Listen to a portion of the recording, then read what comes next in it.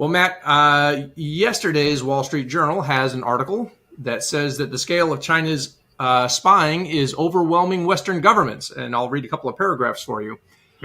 Beijing is conducting espionage activities on what Western governments say is an unprecedented scale, mobilizing security agencies, private companies, and Chinese civilians in its quest to undermine rival states and bolster the country's economy. Rarely does a week go by without a warning from Western intelligence agency about the threat that China presents.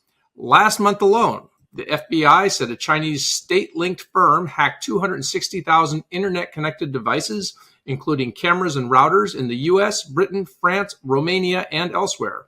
A congressional probe said Chinese cargo cranes used at U.S. seaports had embedded technology that could allow Beijing to secretly control them.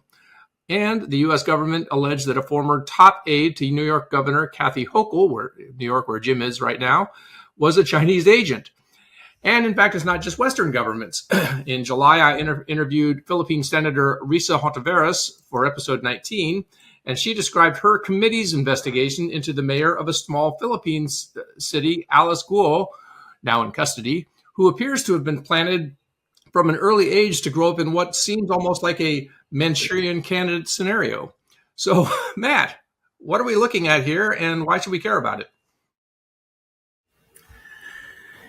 I think it's true that the scale is unprecedented as far as our own experience goes. And at the root of this is what Nigel Inkster, the former MI6 Director of Intelligence and Analysis, has said that China is best viewed as an intelligence state because the Chinese Communist Party, or CCP, does its best to enlist as much of society as possible in these efforts, whether they're counterespionage at home or intelligence gathering abroad. And I think what we're seeing here, in brief, is an attempt by Xi Jinping to return as much as possible to, when it comes to these things, when it comes to intelligence and counterespionage, to return to the Mao era when the state had totalitarian control over government, or rather over society.